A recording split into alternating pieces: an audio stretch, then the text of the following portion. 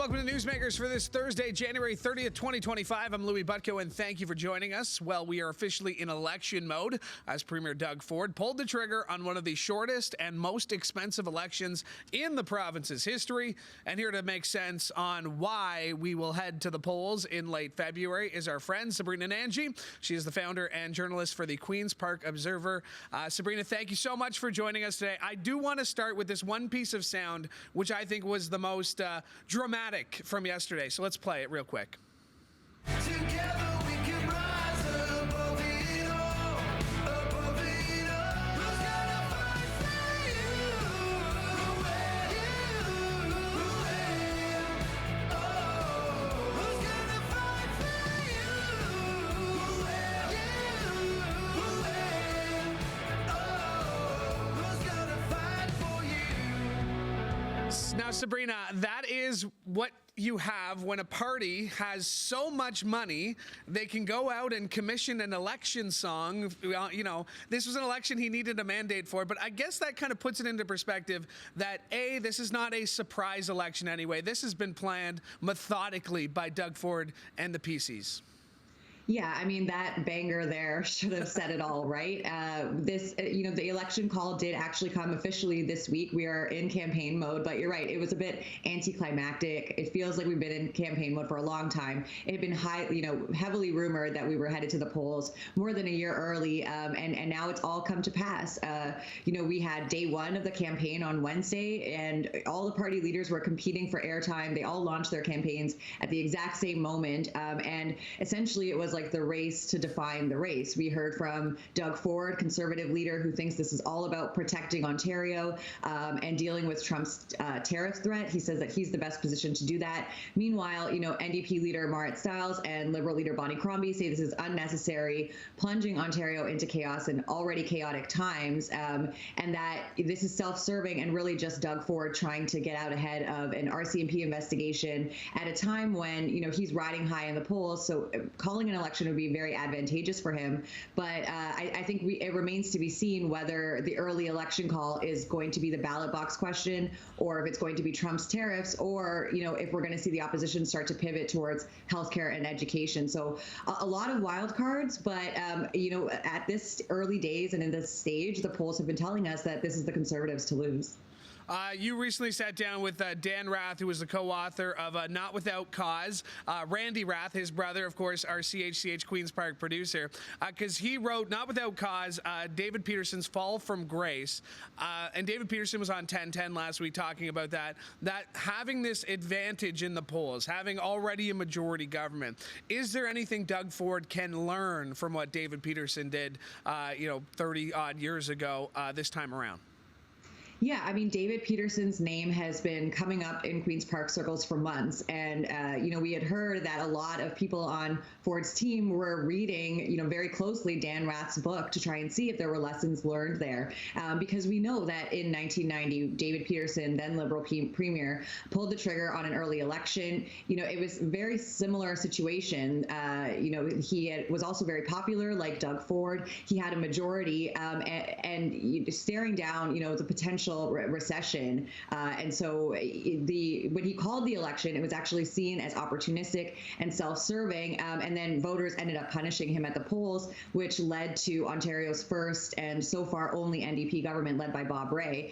And so it's very interesting to hear David Peterson this week sort of weigh in on what he thinks. And he said that, there is some vulnerability and risk here for Doug Ford, that if he really can't, sell that message that this is all about Trump and protecting Ontario, and there could be, billions of stimulus funding coming that he needs a new mandate for, then, maybe he can coast to a victory. But at the same time, the opposition parties, the NDP and the Liberals, will be doing their best to remind people that this is, an even more expensive election than we thought, $189 million. There were only 3 days of advance voting instead of the usual 10. Elections Ontario has a really tight timeline here. And so I think, it's going to be up to Stiles and Crombie to really keep those issues alive and remind people that Doug Ford has been in power for the last 6 years. And when it comes to the issues closer to home, like healthcare and education, housing, are we really better off? And so I think we'll start to hear more of that rhetoric as the campaign ramps up.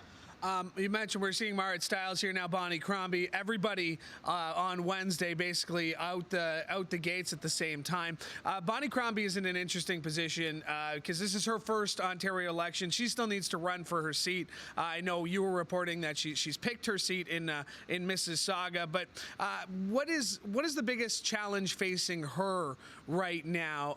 We're going to show the poll numbers in just a second, but what would Bonnie Crombie need to do to make this race competitive in 4 weeks' time? Yeah, Bonnie Crombie is fighting an uphill battle. I mean, she's dealing with months of a multi-million-dollar attack ad spend from the Conservatives. I mean, you just, need to turn on the radio or the TV, and those ads have been everywhere. And so she's having to do damage control. The Ontario Liberal Party and the NDP, for that matter, don't even come close when it comes to fundraising compared to the Conservatives. And so obviously they've been making it rain with these attack ads. And but at the same time, we have seen differing polls, some suggesting that the Liberals are gaining steam and actually closing the gap. Some are showing, within 10 points of the Conservatives. But at the same time, Bonnie still has to go out and tour the province. I mean, there was all these questions about where she would be running. She sort of gave that to us at the last minute. And instead of launching her campaign in Mississauga, she'll be running in Mississauga East Cooksville, one of the closest races in that region, which is currently dominated by the Conservatives. But she actually chose to launch her campaign in Barrie. That was one of the closest races for the Liberals in 2022. And she was next to Rose Zacharias, who is their candidate there, former head of the Ontario Medical Association, a star candidate by all means. And she stood there saying, the cost of this election could buy, could get dozens of people doctors in Barrie. And so I think that the challenge for Bonnie is to get that message to stick. And it's hard to run against Doug Ford when he's been wearing his Captain Canada cape. There's a lot of uncertainty with Donald Trump coming now, but if he's down there in Washington, which he will be during the campaign, it becomes hard for Bonnie Crombie to fight that when Doug Ford is looking like he's going to bat for Canada. So a lot of challenges for her. Not to mention, I'll just say very quickly that she still doesn't have a full slate of candidates yet, including in some very ridings that they would want to pick up, winnable ridings for the Liberals that they would need to get recognized party status, especially in Toronto. You need 12 seats in Ontario to get recognized status. The Liberals don't even have that. That comes with extra money and resources in the House. It makes your job as a party leader a lot easier. But at this point, they've got their work cut out for them. Especially if she wants to be leader of the opposition, would need sort of official status to be able to do that for sure. You mentioned the polling. I want to throw up the Abacus poll right now, because that's one of those ones that's saying they have a commanding lead, that being the Conservatives, 47%. That's up 4% from their poll in December. But if you look at Liaison's poll, they're telling a different story. They're saying 39% for the Conservatives, 33% for the Liberals, 18% for the NDP. So obviously two very drastic polls released this week. Do you think we're somewhere in the middle of those polls, or what do you read of these sort of outliers in themselves this week between the Abacus and Liaison polls? Yeah, I think the polling, it's been like a polar coaster, if I can put it that way. But no, you're right. Those two polls obviously have been getting a lot of attention. There was a poll from Innovative Research Group that suggested 60% of Ontarians wanted a change in government, and yet, the Conservatives, we see they are still the party to beat, at least across the board. So yeah, politicians like to say that the only poll that matters is the one on election day. Doug Ford is joking that polls are for dogs, but you're right. It does feel like there are a lot of wild cards here, and campaigns matter, and things could change. There's a wild card in Washington. I mean, we don't know exactly what's going to happen with these tariffs. Doug Ford is already getting his rationale for this election. It's already sort of crumbling. I mean, on his campaign launch, he was pressed by reporters. Well, have you met with Donald Trump yet? What can you actually do? Doug Ford is not necessarily the one at the negotiating table with Trump, even though he has been, making inroads with governors, as he says. That's more of the Fed's purview. And so I think that, there is a vulnerability for Doug Ford. And now that we're in the campaign, I think people are going to start to pay a lot more attention, and we could see those polls change, especially during the debate, which we're hearing nothing is set in stone yet, could come around Family Day. But I think as the campaign progresses, we could see a shift in those polls. I'm waiting to see, if this really is going to be a cakewalk for Doug Ford.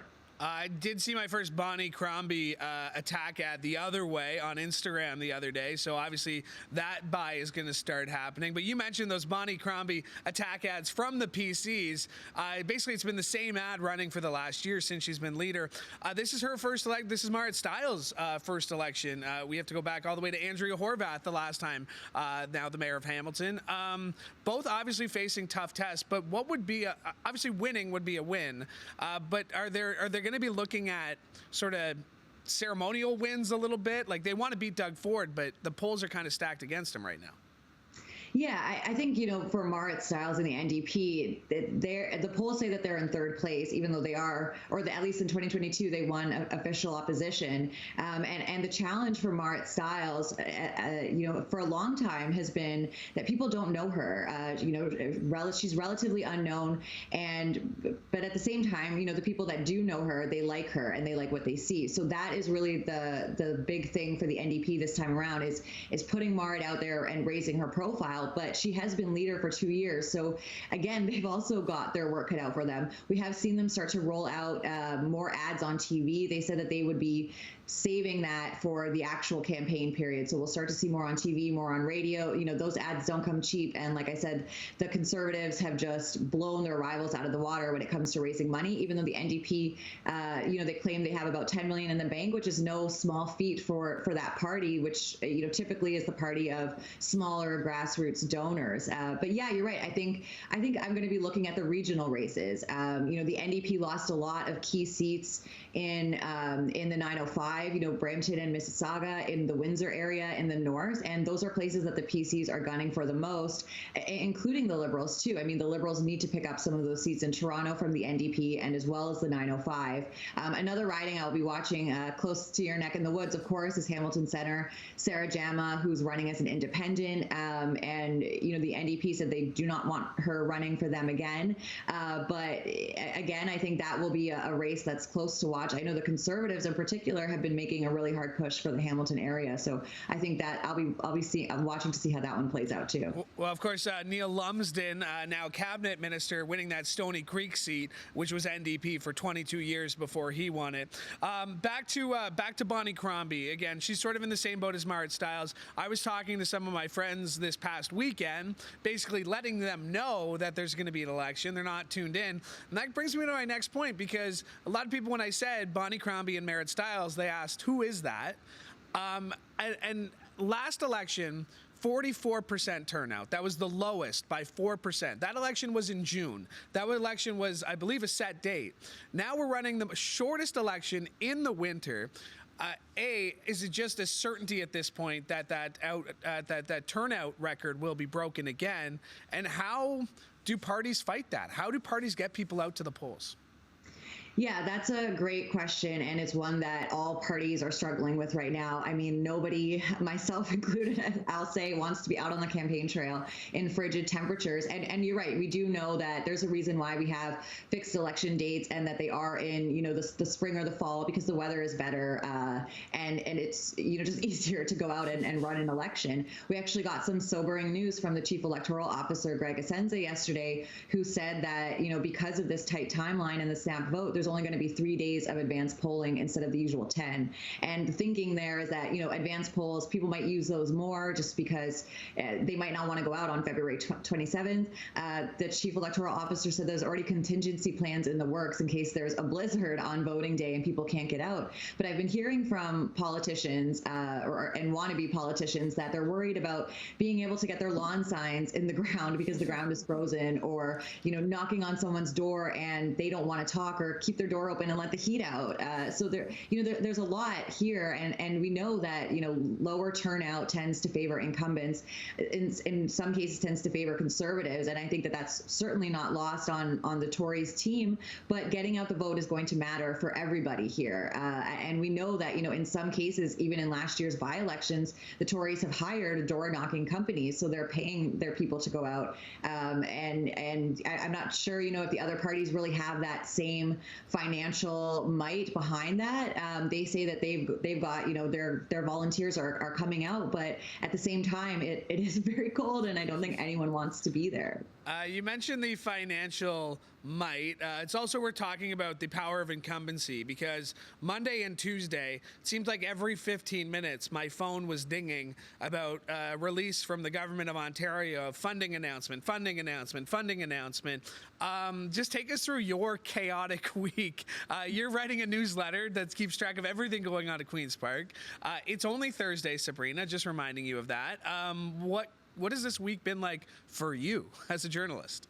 Yeah, it's been a blur. I mean, obviously, there's so much going on. There was a flurry of announcements and actually even re-announcements, you're right, from the Conservatives. They were trying to get those out the door, all those good news nuggets for voters to sink their teeth into. But you're right, it's just been nonstop.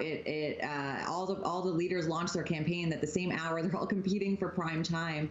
But we just, I guess at least in the newsletter, you just try and make a big rundown of everything. I think it's important for people to understand what is actually at stake here, because there is this big question of what is the ballot box issue. And I'm looking forward to getting some more policies from these parties. I mean, Doug Ford is talking about how he needs a mandate to, approve his tariff fighting plan, but we haven't seen that yet.